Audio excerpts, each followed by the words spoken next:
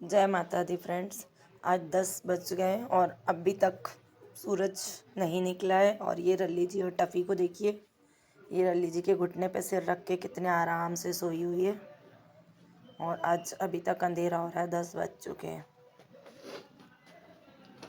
देखिए, ऐसा लग रहा है सूर्य नारायण भगवान ने तो ठान लिए कि मुझे अभी 8 दिन तक बिल्कुल नहीं निकलना है। 3-4 दिन तो हो गया। कौन सी वाली? कोई सी भी ले ले। हाँ, ये ले ले, कोई सी भी ले ले, सारी पुरानी हैंगी, स्टार डस्ट की हैंगी। एक बार चीज भी लेके चलना। फ्रेंड्स देखिए, हम लोग सोच रहे थे थोड़ी देर बाहर जाके बैठते हैं, बहुत देर हो गई अंदर बैठे हुए। तो साक्षी दीदी बोल रही चलो अपन ढूंढते हैं कुछ आग जलाने के लिए। पर आग तो बाहर दादा की जल रही है, लेकिन बाहर आके देखा तो बाहर बारिश है, बारिश हो रही है बाहर। तो साक्षी दीदी कैसे जाएंगे बाहर? बाहर तो बारिश होना शुरू हो गई। देखिए फ्रेंड्स, बारिश की बूंदें, बारिश हो रही है बहुत तेज। तो आग तो है नहीं, अंगारों में हो जाए।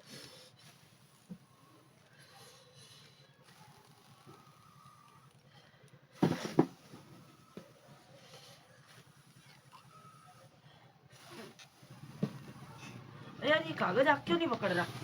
अंदर वाले कागज, इसमें सारे कागज मोटे हैं क्या? नहीं, ये पतला है।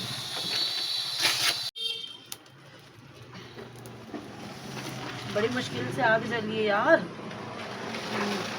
तो ठंड लगी। और दादा कहाँ गए लकड़ियां ढूंढने? दादा को नहीं पता कहीं उनकी टपरिया में हमने उनकी आग पे कब्जा कर लिया। ले, तेरी आग फिर से बुझ गई। फूक मारो।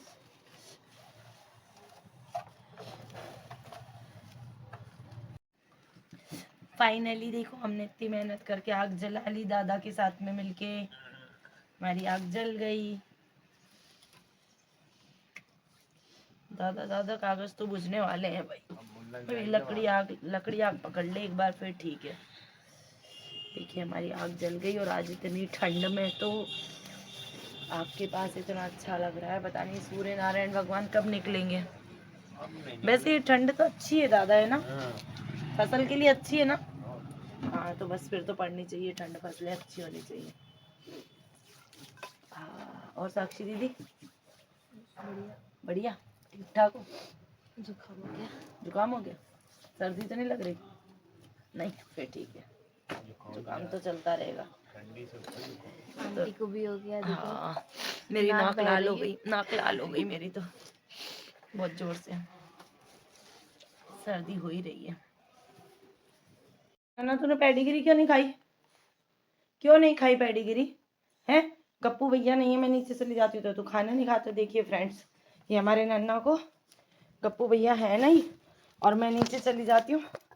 ये इसको देखिए, बस इसको इसको आती ऊपर आती चिपकना होता है, बस ये खाना नहीं खाती है, परेशान करके रखती है ये। आज बड़ी मंडी से सब्जी आई है, तो चलिए फ्रेंड्स मैं फटाफट से अपनी सब्जी समेट लेती हूँ। और अभी बनाने के लिए मैंने काट ली है बैंगन आलू, तो अभी मैं बना रही हूँ बैंगन आलू। और चलिए फटाफट से जोत जला लेते हैं माता रानी की, क्योंकि संध्या हो गई है, फिर मंदिर में जाना है रामायण पढ़ने के लिए, क्योंकि बहुत अच्छा लगने लगा अब रामायण पढ़ना। तो चलिए अब मैं फटाफट जोत जला लेती हूँ माता रानी के दरबार में। इन अखियों को बस मैया तेरी ही आस है, आएगी जरूर मैया पूरा विश्वास है। मेरी आस का मान बड़ा जशेरा वाली, आस का मान बड़ा जशेरा वाली, भक्तों के घर कभी आजा शेरा वाली, भक्तों के घर कभी आजा शेरा वाली, सोए हुए भाग जगा जा शेरा वाली, भक्तों के घर कभी आजा शेरा वाली। चलिए फ्रेंड्स, जोत जला ली, पूजा पाठ सब हो गया। अब हम आज फिर से अपने मन की बात के टॉपिक पे आते हैं। आज आप सबको पता है 3 जनवरी है, और 3 जनवरी का दिन हम सब लोगों के लिए बहुत खास होता है, स्पेशली हम महिलाओं के लिए, हम बहनों के लिए बहुत खास होता है, क्योंकि आज 3 जनवरी के दिन सावित्रीबाई फुले का जन्म हुआ था। 3 जनवरी को सावित्रीबाई फुले की जयंती के रूप में मनाया जाता है, और सावित्रीबाई फुले का नाम दिमाग में आते ही एकदम से समझ में आ जाता है कि हम सभी बहनों के लिए, सभी महिलाओं के लिए, बेटियों के लिए वो बहुत बड़ी प्रेरणादायक है। उनसे हमें बहुत कुछ सीखने को मिलता है, बहुत प्रेरणा मिलती है उनकी जीवनी से, क्योंकि सावित्रीबाई फुले जिस दौर में पैदा हुई थी, उस दौर में लड़कियों को स्कूल भेजना तो बहुत बहुत कोसों दूर की बात है। उस समय लड़कियों को घर से बाहर भी नहीं निकलने दिया जाता था, और कहा जाता है कि उस समय 12 से 13 साल की उम्र में किसी अधेड़ व्यक्ति के साथ उस लड़की की शादी कर दी जाती थी। वो ये वाला दौर था।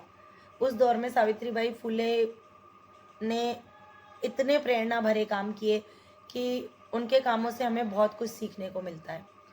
9 वर्ष की उम्र में सावित्रीबाई फुले का जो विवाह था वो ज्योतिराव फुले के साथ कर दिया गया था, और वो दलित परिवार में पैदा हुई थी, तो दलित परिवार में तो वैसे ही लड़कियों को घर से बाहर निकालना, आज भी ऐसा नहीं है कि पूर्ण रूप से बदलाव आ गया है।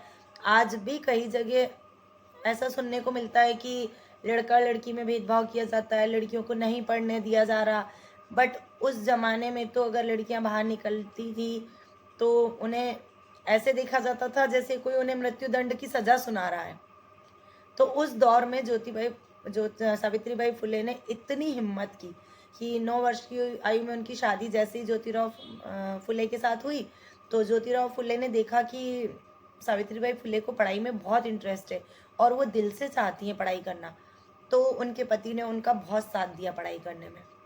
वो हर चीज़ में उनका साथ देते थे, उनको बुक्स ला के देते थे, समझाते थे, पढ़ाते थे। तो वो खुद भी उस समय 13 वर्ष के थे, तो उन्होंने उनका बहुत साथ दिया, और ऐसे करके सावित्रीबाई फुले ने अपनी शिक्षा ग्रहण की।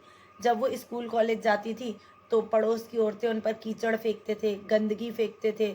उन्होंने समाज की सारी यातनाओं का सामना किया, उन्हें बुरी तरीके से प्रताड़ित किया जाता था, लेकिन उसके बाद भी उन्होंने अपनी पढ़ाई नहीं छोड़ी। जब वो पढ़ लिख के शिक्षक बन गई, शिक्षिका बन गई, तो उन्होंने स्कूल खोलने की कोशिश की। वो चाहती थी कि मैं लड़कियों के लिए स्कूल खोलूं, और भारत में जो पहला स्कूल खुला था लड़कियों के लिए वो पुणे में सावित्रीबाई फुले ने ही खोला था। तो आज उनकी जीवनी पढ़ के मुझे बहुत अच्छा लग रहा था, उनसे इतनी प्रेरणा मिल रही थी, तो मुझे लगा कि मुझे ये सब कुछ आपके साथ भी शेयर करना चाहिए। कुछ चीज़ें लाइफ की ऐसी होती हैं कि वो हमारे दिल को छूती हैं। तो सावित्रीबाई की कहानी मेरे दिल को छू गई, तो इसलिए मुझे लगा कि मुझे आप लोगों के साथ भी शेयर करना चाहिए, मुझे अपने यूट्यूब परिवार को ये सब कुछ बताना चाहिए। जब उन्होंने स्कूल खोलने के लिए कोशिश करना चाही तो उनके ससुर ने भी उन्हें घर से निकाल दिया, और वो दौर ऐसा था कि जब अधेड़ उम्र में शादी कर दी जाती थी बच्चियों की, तो जो अधेड़ उम्र के बुजुर्ग थे उनकी जल्दी मृत्यु हो जाती थी, तो विधवा हो जाती थी, वो लोग गर्भवती हो जाती थी। तो उन लोगों को बहुत हीन भावना से देखा जाता था। समाज के लोग उन्हें उनके साथ बहुत गलत व्यवहार करते थे, गंदे तरीके से उनको देखते थे, टॉर्चर करते थे। तो सावित्रीबाई फुले ने उन लोगों के लिए एक आश्रय गृह खोला, जिसमें वो छोटी उम्र की विधवाएं, छोटी उम्र की लड़कियां जो गर्भवती हो जाती थी, उन लोगों को रखती थी वो, और उनकी पढ़ाई लिखाई करती थी। फिर उनके जो बच्चे होते थे उनको भी वहीं आश्रय देती थी।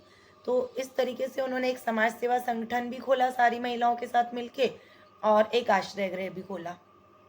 फिर जैसे ही लेकिन उनके स्कूल खोलने की बात आई तो उनके ससुर ने उन्हें घर से निकाल दिया।